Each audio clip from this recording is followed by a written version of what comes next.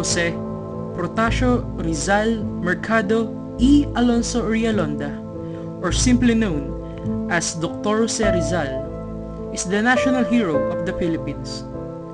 He was tried before a court-martial for rebellion, sedition, and conspiracy because he opened up the minds of his fellow Filipinos about the brutality of the Spanish rule through his literary works. Rizal was convicted on all 3 charges and was sentenced to death. He met his martyrdom on December 30, 1896 at Bagong Bayan. Whatever happened to the body of this martyr after his execution is not known to the majority of the Filipino people. An hour or so after the shooting, a dead wagon from San Juan de Dios Hospital took Rizal's body to Paco Cemetery. No visitors were admitted to the cemetery while the interment was going on, and for several weeks, guards watched over the grave.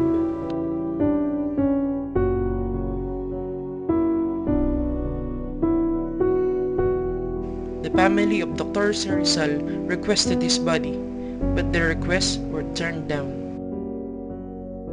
Rizal's vigilant sister, Narcisa, went to all the cemeteries of Manila looking for the remains of Rizal in vain. On the way back, she saw, through the open gate of the Paco Cemetery, some Guardia Civil. This gave her a hint. She entered the cemetery and, after much searching, found a freshly dug-in grave covered with earth. She went to the sexton and persuaded him to mark the grave with a small marble slab she carried.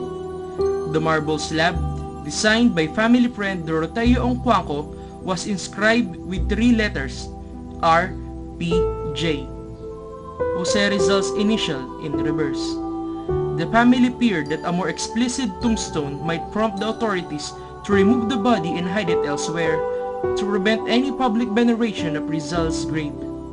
It is said that a guard was placed at the Paco Cemetery to discourage snoopers.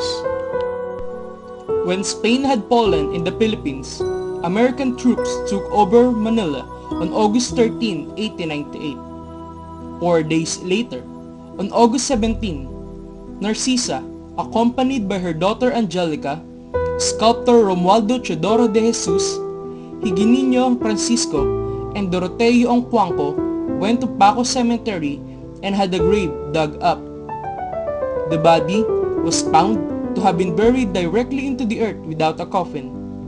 Nevertheless, the clothes were still recognizable, though whatever Jose Rizal had hidden in his shoes had long rotted away.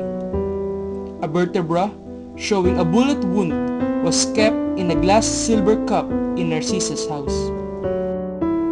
The remains were taken to Narcisa's house, where Higino Francisco and Romualdo Teodoro de Jesus themselves reverently washed the bones. They were later placed in an ivory urn carved by de Jesus.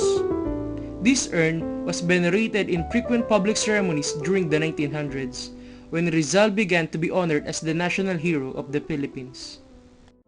In 1912, the foundations were laid for a monument at the Luneta that would also serve as the final tomb for the hero's mortal remains.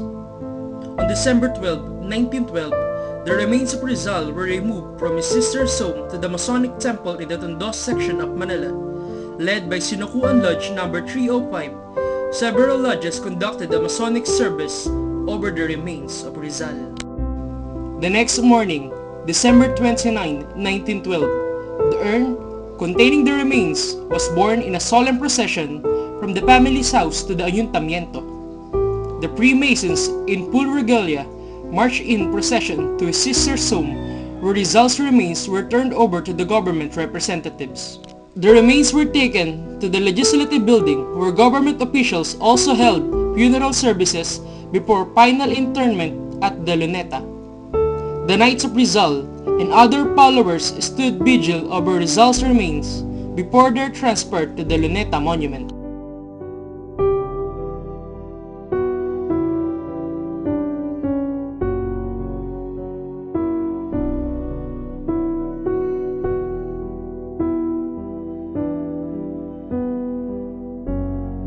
This is the photo of the act of laying the cornerstone to the monument which took place at the same time with the depositing of the remains of the great patriot. This is the photo of the transfer of the bones of Rizal to the urn which will be buried at the base of the monument to be built in his honor.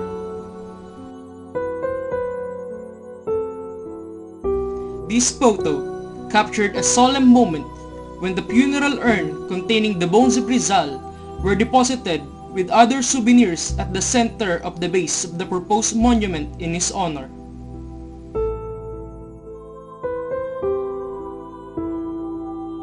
I dedicate this clip to the present and future generation of Filipino youth in hope that they would live not for themselves but for the greatness of their country. For blood and honor, hail!